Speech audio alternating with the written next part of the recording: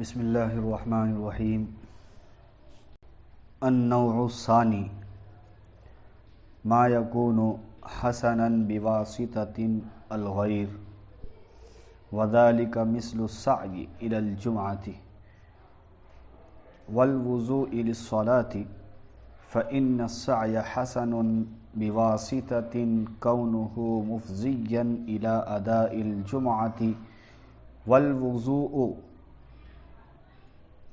حسن بواسطة كونه مفتاح للصلاة۔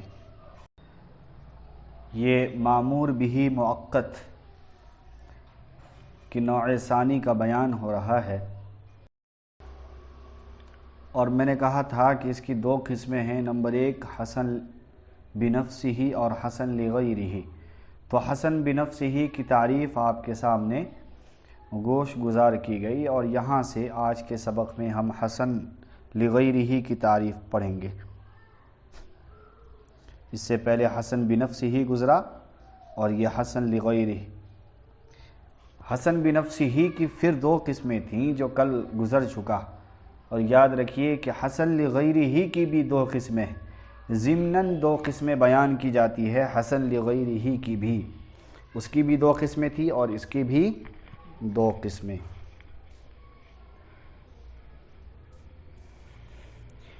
ایک یہ ہے کہ معمور بھی کو جب ادا کیا جائے گا تو ایک ہوتا ہے معمور بھی اور ایک ہوتا ہے مقصود بھی۔ تو معمور بھی کو ادا کر لینے سے مقصود بھی کا ادا ہو جانا یہ کوئی ضروری نہیں ہے۔ بعض مرتبہ ایسا ہوتا ہے کہ معمور بھی کو جب ادا کیا جاتا ہے تو اس کے ساتھ مقصود بھی ادا ہو جاتا ہے، اور بعض مرتبہ ایسا ہوتا ہے کہ جب معمور بھی کو ادا کیا جاتا ہے تو مقصود بھی ادا نہیں ہوتا ہے، بلکہ مقصود بھی کو ادائیگی کے لیے دوسری سعی کرنی پڑتی ہے، اس کو الگ سے ادا کیا جانا پڑتا ہے۔ تو فعل معمور بھی کا ادا کر لینا، مقصود بھی کا ادا ہو جانا یہ کوئی ضروری نہیں۔ اس لیے میں نے کہا کہ دو تعریفیں ہیں۔ نمبر ایک کہ فعل معمور بھی کو جب ادا کیا جائے گا تو مقصود بھی یعنی اس کے جو اصل ہے، جو مقصود ہے وہ بھی ادا ہو جانا۔ نمبر دو کہ وہ ادا نہیں ہوگا بلکہ الگ سے ادا کیا جائے گا۔ یہاں تک تعریفات کی ضمناً صورت سمجھ میں آ گئی ہے کہ کیا بتانا چاہ رہے ہیں؟ یعنی حسن لغیرہ کی دو قسمیں، ایک یہ ہے کہ واسطہ جب ساقط ہوتا ہے تو اصل چیز بھی ساقط ہو جاتی ہے، اور یا پھر اگر واسطہ ساقط نہ ہو تو اصل بھی چیز ساقط نہیں ہوتی ہے۔ مثال کے طور پر کہ اگر جو ہے فعل معمور بھی کے واسطہ کو ادا کر لیا جائے تو اصل مقصود جو پہنچنا ہے وہ بھی ادا ہو جاتا ہے بعض مرتبہ، اور ایسا ہوتا ہے کہ بھئی اصل مقصود کو اور جو ہے واسطہ کو دونوں کو الگ الگ ادائیگی میں الگ الگ وقتوں میں ادا کیا جاتا ہے، دونوں کا مستقل ایک الگ ادائیگی کے لیے جو ہے جو ادائیگی کے لیے شرائط پائے جاتے ہیں۔ تو اس اعتبار سے اس کی دو قسمیں بنتی ہے جو خلاصہ کے طور پر آیا۔ ذرا عبارت دیکھیے، النوع الثانی ما یکون حسنا بواسطة الغیر۔ میں نے کہا کہ ثانی کی یہ تعریف ہے۔ ثانی سے مراد کیا ہے؟ حسن لغیرہ۔ تو حسن لغیرہ کی تعریف یہ کی گئی تھی کہ بھئی اس کے اندر حسن اور خوبی اور اس کے اندر جو ہے اچھائی یہ خود اس کا ذاتی نہ ہو بلکہ کسی واسطے سے آیا ہو، کسی غیر کے واسطہ اس کے اندر آ رہا ہو، یعنی غیر کے واسطہ سے، غیر کے وجود میں ہونے سے اس کے اندر جو ہے اچھائیاں آتی ہیں۔ اور اسی طریقے سے حسن بنفسہ کی تعریف یہ کی گئی تھی کہ بھئی اس کے اندر وجودی طور پر خود اس کا ہی حسن اور خوبی ہوتا ہے، کسی واسطے سے اس کے اندر خوبی نہیں آتا ہے۔ اور حسن لغیرہ کے اندر جو ہے واسطہ بنتا ہے خوبی کسی دوسرے فعل کا، کسی دوسرے غیر کا۔ تو النوع الثانی ما یکون حسنا بواسطة الغیر کا ترجمہ ہوگا کہ معمور بھی حسن لغیرہ کہ جو غیر کا واسطے سے اس کے اندر حسن پیدا ہوتا ہے، اس کے اندر اچھائیاں پیدا ہوتی ہے، مثال کے طور پر سعی الی الجمعہ ہے، سعی الی الجمعہ ہے کہ اصل دیکھیے سعی یعنی کوشش کرنا، چلنا، نماز کے لیے جانا، اور نماز کے لیے بارش ہو رہی ہو، اسی طریقے سے دھوپ نکلے ہوں اور آندھی طوفان ہوں اور اس کے بعد بھی مسجد جانا، یہ محنت کرنا، یہ اصل مقصود نہیں ہے۔ مقصود یہ ہے کہ بھائی جمعہ کی نماز اللہ رب العالمین نے فرض کی ہے تو جمعہ کی نماز ادا کرنا ہے، تو جو بھی نماز ہے اس نماز کے لیے جانا۔ اب جمعہ کی مثال ہے، چونکہ جمعہ کے اندر جو ہے ایک آیت بتا دی ہے کہ بھائی سعی الی الجمعہ فرض ہے، ضروری ہے، اگر سعی الی الجمعہ نہ کرے اور جمعہ کے وقت میں خرید و فروخت کرتا رہے تو یہ اس کے لیے خرید و فروخت کرنا حرام ہے، ناجائز ہے۔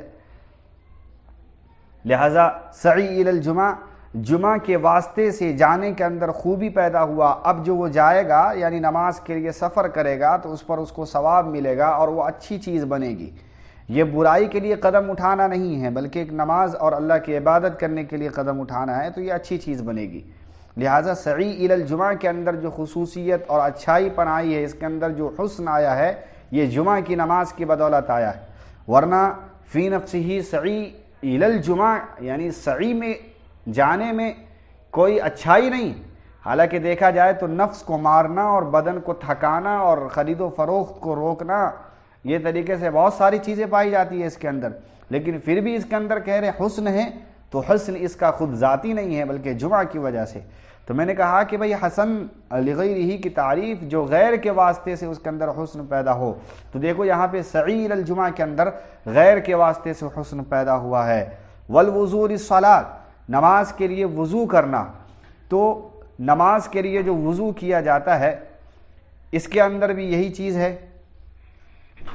کہ وضو کے اندر فی نفسہ، وضو کے اندر فی نفسہ کوئی اچھائی چیز نہیں ہے۔ آپ دیکھیں گے کہ بھئی ایک سردی کا اور ٹھنڈی کا ماحول ہے اور خوب جو ہے انسان بیمار ہے اور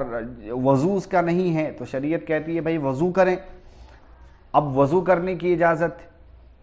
بعض مرتبہ جو ہے وہ ٹھنڈ کے مارے پریشان ہو جاتا ہے، ہاتھ پہ پانی ڈالو تو پریشان ہو جاتا ہے آدمی، ایسے موقع پر بھی وضو تو بہرحال وضو کرنا ہے جب پانی موجود ہے، تو بغیر پانی موجود ہوئے یعنی پانی موجود ہے تیمم کرے، یہ بھی جائز نہیں ہے۔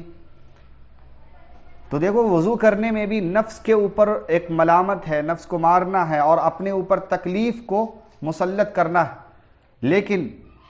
پھر بھی اس کے اندر کہا جا رہا ہے کہ وضو کے اندر حسن ہے، تو حسن کہاں پایا گیا؟ تو معلوم چلا کہ نماز اصل ہے اور نماز کے واسطہ، نماز تک پہنچنے کا ایک ذریعہ ہے، کنجی ہے وضو، تو وضو کے اندر نماز کے واسطے سے حسن پیدا ہوا ہے، فی نفسی وضو کے اندر کوئی حسن نہیں ہے۔ اتنی بات سمجھ میں آئی ہے؟ لہٰذا اگر وضو کے اندر کسی نے نیت نہیں کیا وضو کرنے کا تو وضو اس کا ادا ہو جائے گا۔ انما الاعمال بالنیات کی تفسیر میں بار بار کہہ رہا ہوں کہ اس سے جو ہمارے فقہا نے مراد لیا ہے یعنی عبادت مقصودہ اور عبادت غیر مقصودہ، تو دیکھو یہ عبادت غیر مقصودہ ہے وضو، نماز عبادت مقصودہ ہے، یعنی نماز ہی اصل ہے جس کے ادا کرنے کا حکم کیا گیا ہے، لیکن نماز کو ادا کرنے کے لیے جو اس کی کنجی ہے، جو اس کی چابی ہے، جو اس کا راستہ ہے، واسطہ ہے، یہ وضو ہے۔ وضو نہیں رہے گا تو نماز ادا نہیں کر سکتے ہیں آپ، لہٰذا وضو بنا ہے تو اب وضو غیر عبادت مقصودہ ہے۔ غیر عبادت مقصودہ میں ہمارا متفقہ یعنی احناف کا مسلک یہ ہے کہ بھئی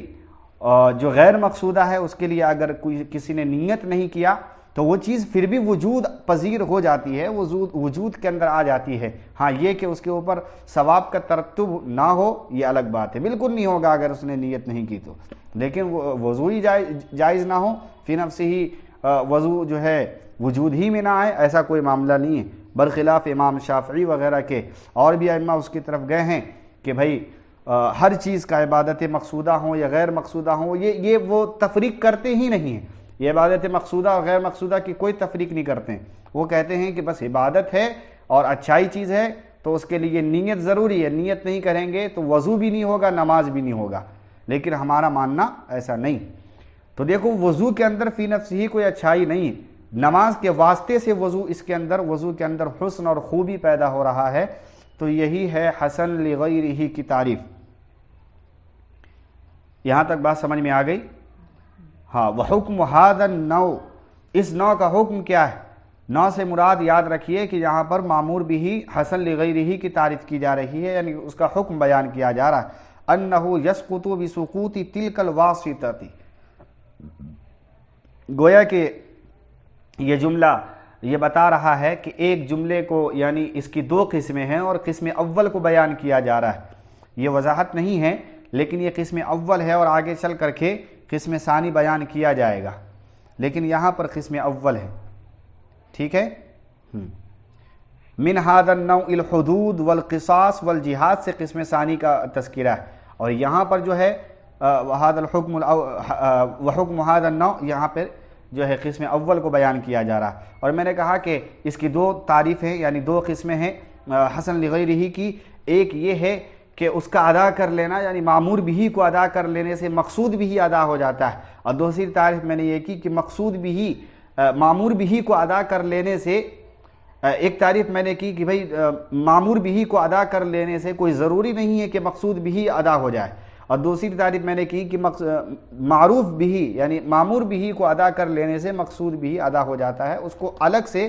یعنی مستقل ادائیگی اس کے لیے شرط نہیں۔ تو یہ پہلی تعریف بیان کی جا رہی ہے، یہاں سے یہ دیکھ لیجئے،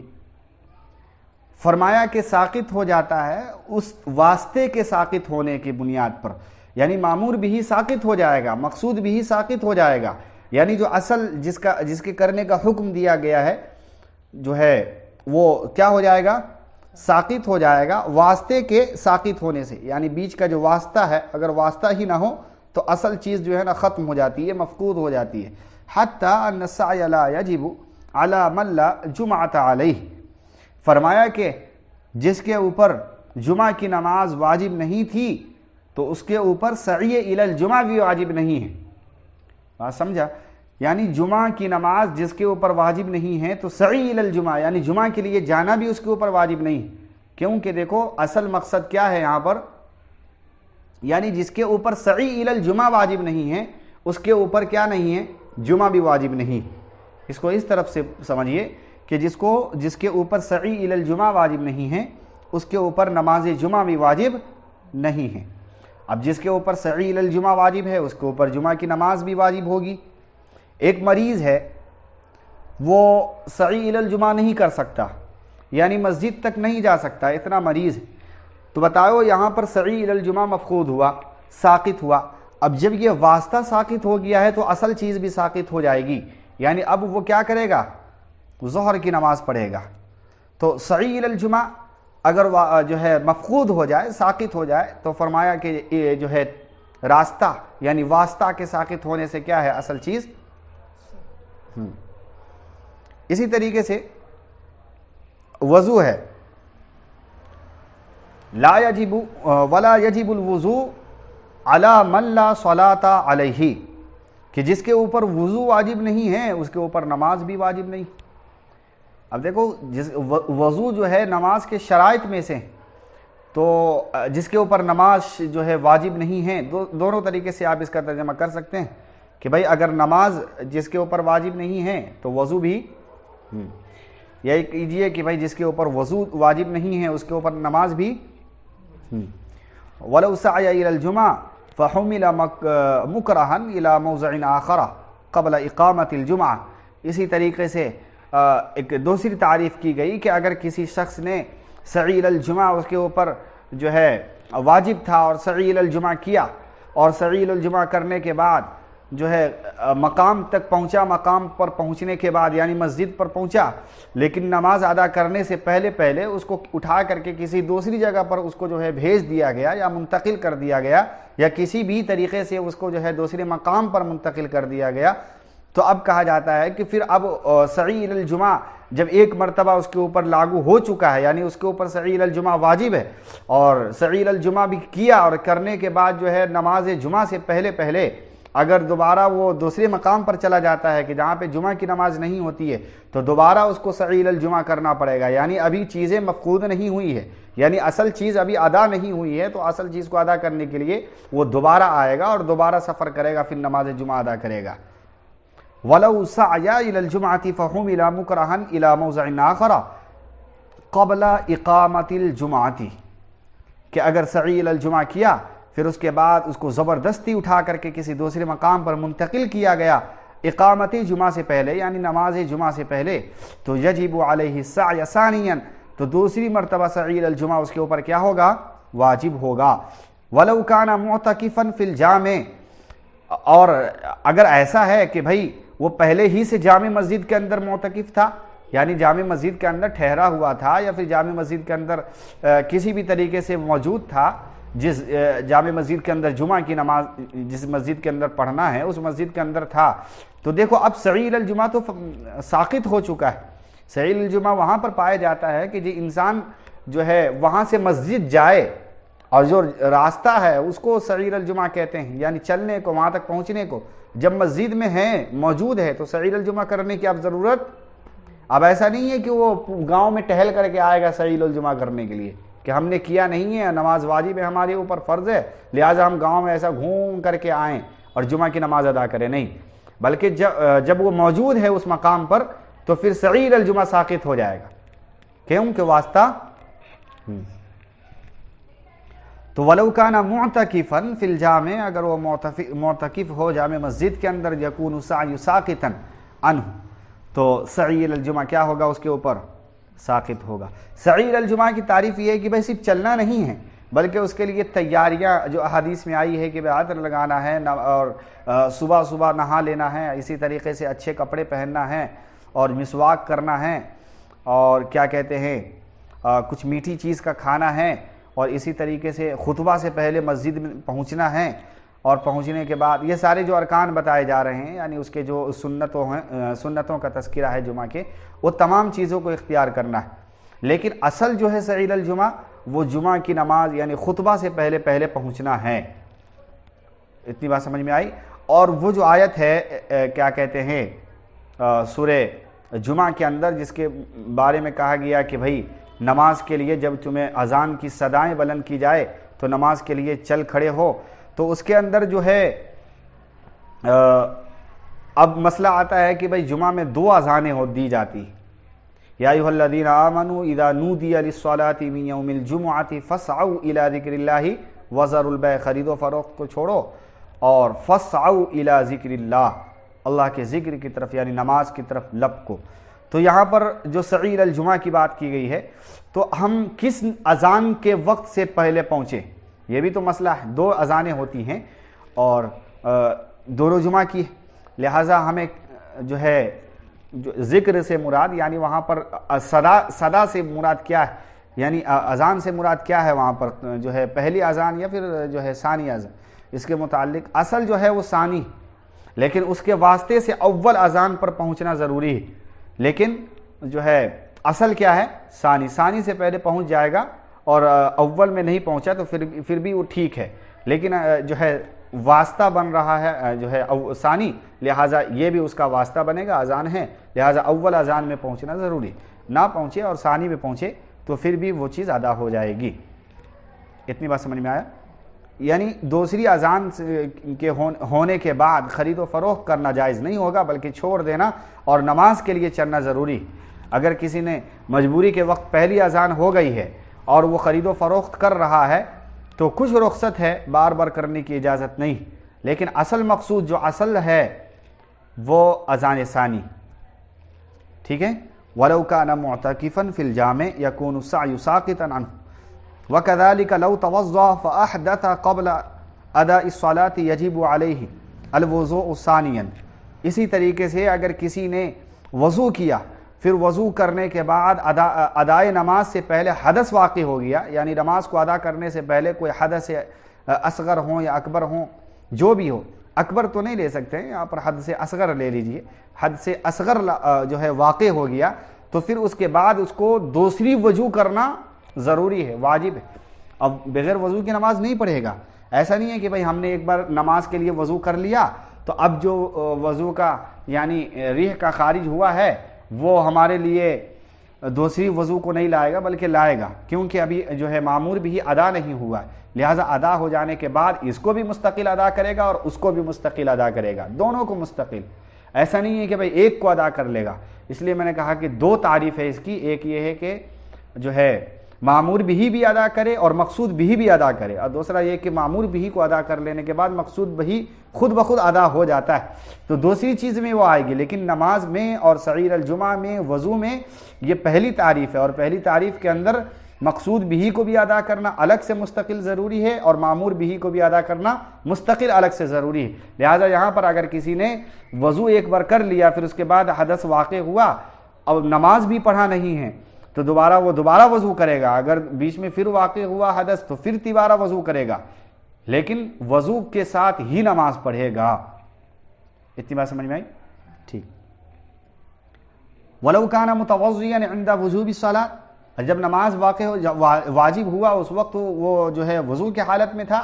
تو اب دوبارہ وضو کرنے کی ضرورت نہیں۔ لا يجب علیہ تجدید الوضو، یعنی نیا وضو کرنے کی کیا ہے؟ ہاں، یعنی مطلب یہ ہے کہ بھائی وضو سے ہے، اب وضو سے، جیسے کہ مولی سلطان وضو سے ہے اور عشاء کی نماز واقع ہوئی، تو اب وضو سے ہے ہی ہے نا، تو یہ چیز تو پائی گئی، اب دوبارہ جائے وضو کرنے تو یہ شرط نہیں ہے۔ ہاں، نبی صلی اللہ علیہ وسلم نے فرمایا کہ جو نیا وضو کرتا ہے، وضو کے اوپر وضو کرتا ہے، تو اس کو ثواب ملے گا، تو وہ ثواب کا ترتب الگ معاملہ ہے، لیکن شرط کا یعنی نماز کا ادا ہونا یا نہ ہونا اس کے ساتھ، کس کے ساتھ ہے؟ اگر وضو نہیں ہے تو وضو کرے گا، اگر وضو ہے اور وضو سے نماز پڑھ لیا، ایک وضو سے 1000 رکعت بھی نماز پڑھی جا سکتی ہے۔ جیسے میں نے کہا، جب وضو، اب ایک اختلافی مسئلہ جو پیچھے گزر گیا اس کو میں نقل کر دیتا ہوں۔ مسئلہ یہ ہے کہ ایک آدمی تیمم کیا، ٹھیک ہے، تو تیمم اگر اس کے اوپر واجب ہوا تمام چیزوں کو ہٹا کر کے، یعنی یہ کر لیجئے کہ پانی نہیں ہے، فلاں نہیں ہے، فلاں نہیں ہے، اور ہوا یہ کہ اس کے اوپر، انسان کے اوپر تیمم ہو گیا۔ اب جب تیمم کر لیا ہے تو دیکھو پانی کا قائم مقام ہے، لہٰذا پانی سے 1,00,000 نماز پڑھ رہا ہے آدمی اور کوئی فرق نہیں پڑ رہا ہے نماز کے اوپر، تو تیمم جب اس کا قائم مقام ہے تو اس سے بھی 1,00,000 نماز پڑھے گا۔ یہ امام اعظم ابو حنیفہ کا مسلک ہے، چاہے کتنی بھی نماز ہو پڑھ سکتا ہے ایک تیمم سے۔ امام شافعی کہتے ہیں ایسا نہیں، بلکہ قائم مقام ہے، اور قائم مقام نہیں مانتے بلکہ اس کو ساتر مانتے ہیں، یعنی پوشیدہ، چھپانے والا مانتے ہیں، کہ تیمم نے حدث کو چھپا لیا ہے، لہٰذا جب ایک بار جس چیز کا وضو کر لیا، یعنی نماز پڑھ لیا اس تیمم سے، تو پھر وہ چیزیں عود کر آئی، دوبارہ آ گئی، اب دوسری نماز کے لیے دوسرا تیمم، پھر تیسری نماز کے لیے تیسرا تیمم۔ لیکن ہمارے نزدیک نہیں، قائم مقام ہے، اور جو قائم مقام اور خلیفہ ہوتا ہے اس کو پورا پاور اختیار ہوتا ہے جیسا کہ اصل کو ملتا ہے، ٹھیک ہے، تو اس سے جتنی نماز تھی اس سے بھی اتنی نماز پڑھیں گے، یہ امام صاحب کا مسلک ہے، اس سے پہلے آپ کا گزر چکا ہے، ذہن اذہان کو تیز کرنے کے لیے میں نے اس مسئلے کو بتایا۔ والقریب من ھذا النوع، اب یہاں سے دیکھو میں نے کہا کہ قسم اول وہ تھی اور قسم ثانی یہ، یعنی حصل لغیرہ کی یہ قسم ثانی، تو والقریب من ھذا النوع، اسی نوع سے قریب کیا ہے؟ حدود ہے، قصاص ہے، جہاد ہے، یہ کس کے ہے؟ حصل لغیرہ کے قسم ثانی، حدود، قصاص اور جہاد۔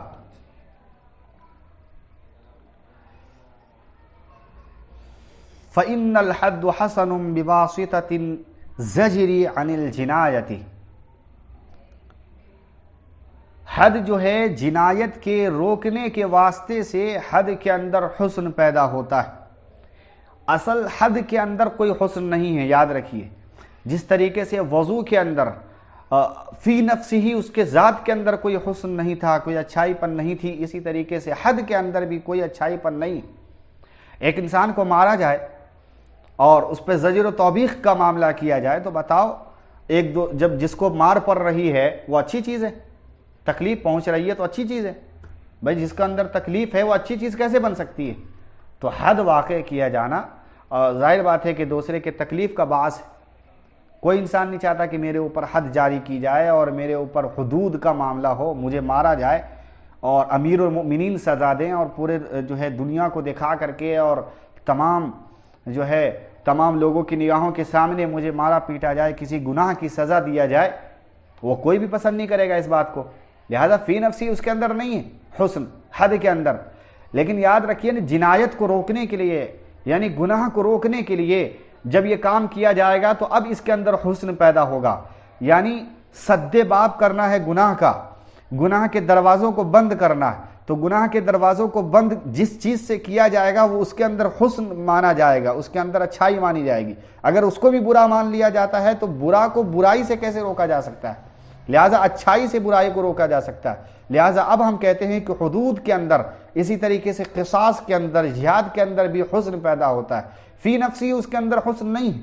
ایک آدمی جہاد کرے اور جو ہے غیر مسلموں کو مارتا، یعنی جہاد واقع کب ہوتا ہے؟ اس کی بھی تعریف ہے کہ بھئی جہاد تو اس وقت لاگو ہوتا ہے جب غیر مسلموں کے ظلم کی داستان جو ہے اور یہ ثریا تک پہنچ جائے اور خوب مظلوموں کو ستانے لگے اور کافروں کا جو ہے تسلط ہو جائے اور مظلوموں کا خون بہایا جائے، مظلوموں کے ساتھ زیادتی جب ہو رہی ہو اور یہ کافر کر رہے ہوں، تو اس موقع پہ پھر امیر المؤمنین کو یہ اختیار ہوتا ہے، اس کے اوپر یہ واجب ہوتا ہے کہ وہ جہاد کرے ایسے لوگوں سے۔ کیوں؟ دفع مضرت کے لیے اور کفار کے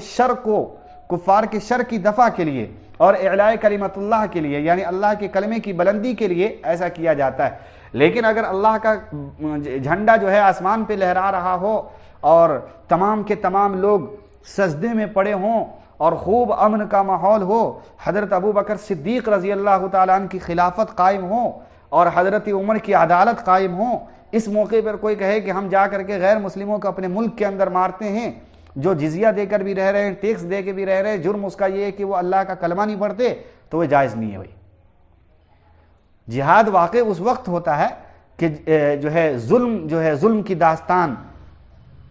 بہت زیادہ ہو جائے اور خوب جو ہے ظلم کا فریرہ بلند ہونے لگے اور مظلوموں کے جو ہے نا کیا کیا جانے لگے، درگھٹی ایک زمان میں کہہ سکتے ہیں۔ تو مظلوم جب بلک رہے ہوں، سسک رہے ہوں، تو اس موقع پر کفر کی سرکوبی کے لیے امیر المؤمنین اور کیا کہتے ہیں امیر المسلمین جو ہے ایک لشکر کشی کا حکم دیتا ہے اور جہاد کا اعلان کرتا ہے۔ پھر اس کے بعد جہاد کرنا ہر مسلمان مرد و عورت پر فرض ہو جاتا ہے،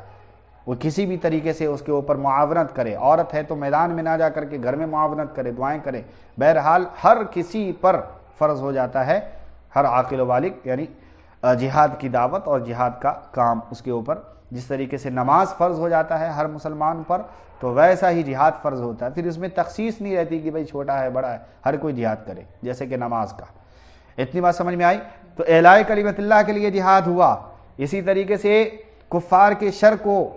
اور کفار کے سرکوبی کے لیے، کفار کے جو ہے اس کے شر کو دفع کرنے کے لیے، امت سے ختم کرنے کے لیے اور مظلوموں کی دعا بننے کے لیے اور اس کی جو ہے عزت و نفس کا محافظ بننے کے لیے یہ سب کام کیا جاتا ہے۔ اسی طریقے سے قصاص ہے، بھئی ایک آدمی قتل کر رہا ہے اور ایک کے بعد دیگرے قتل کرتے چلا جا رہا ہے، اب جب اس کے اوپر کوئی نکیر نہ ڈالے تو کہے گا ہم تو کچھ بھی کریں بھئی، ہمارا کیا ہے، ہمیں تو کوئی کہہ نہیں سکتا۔ لہٰذا اسلامی حکومت ہوگی تو ایک قتل کے بعد اسی کو قتل کر دیا جائے گا۔ لہٰذا جب لوگوں کو معلوم ہے کہ بھئی ہم کسی کو قتل کریں گے تو ہمیں بھی قتل کر دیا جائے گا، تو اب ظاہر بات ہے کہ قاتل دوبارہ قتل کرے گا ہی نہیں، کیونکہ اس کو بھی اپنی جان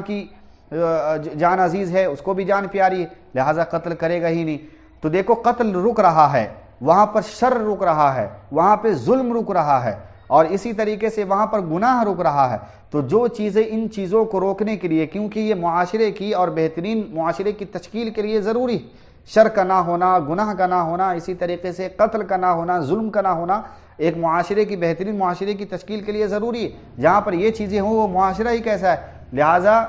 جو ہے اسلامی ماحول کے لیے اور اسلامی ممالک میں یہ چیزیں ہونی چاہیے۔ تو لہٰذا جہاد کا معاملہ اور اسی طریقے سے قصاص و دیت کا اور جو ہے جنایت کا، ان چیزوں کا جو معاملہ ہے، یہ دیکھو واسطہ ہے۔ اب جب واسطہ پایا جائے گا، یعنی ایک مامور بھی ہی کو ادا کر دیا جائے گا، تو مقصود بھی ہی ایٹومیٹک ادا ہو رہا ہے۔ یعنی اگر جہاد کا حکم دے دیا جائے تو دیکھو جو شر جو ہے ختم ہو جائے گا، اب کفار جو ہے نا بھاگتے پھریں گے، اب ظلم کوئی نہیں کرے گا۔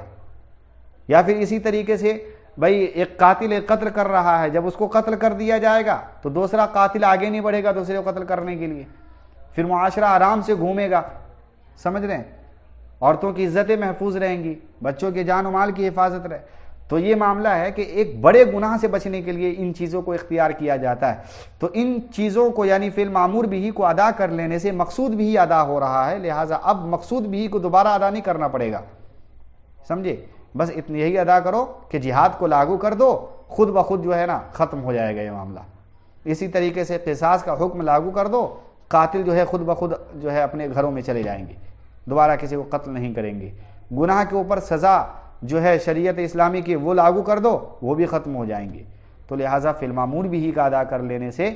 مقصود بھی ادا ہو جاتا ہے. اور پہلی صورت میں نے بتائی کہ اس کے اندر فی المعمول بھی کو ادا کرنے سے مقصود بھی ادا نہیں ہوتا تھا, لہٰذا مقصود بھی کو ادا کرنے کے لیے ایک مستقل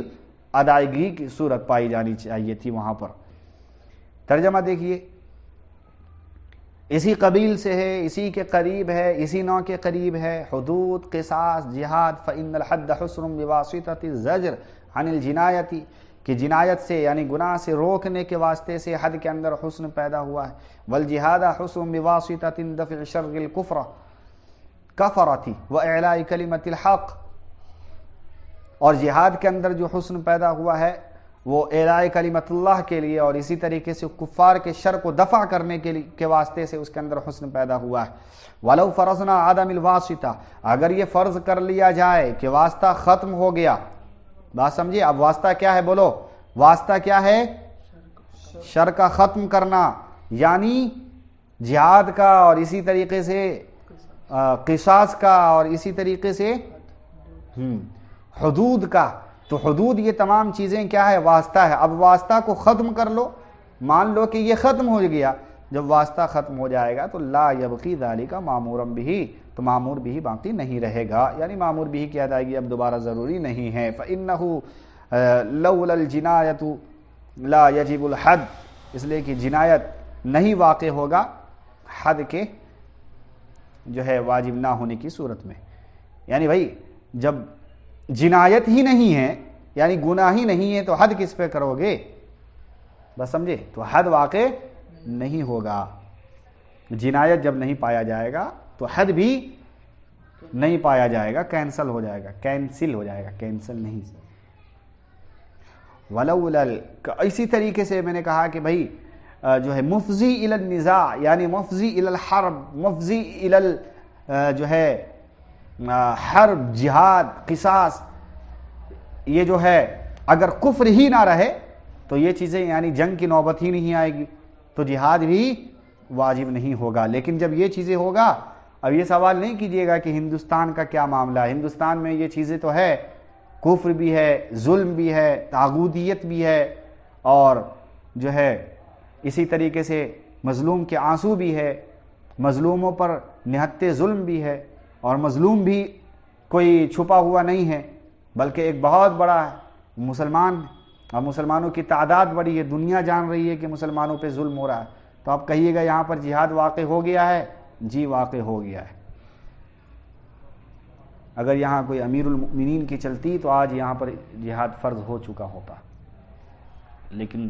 امیر المؤمنین کے متعین کرنے میں ہی ہمیں وقت لگے گا, لہذا جہاد کا حکم کون دے, معاملہ یہ. ٹھیک ہے,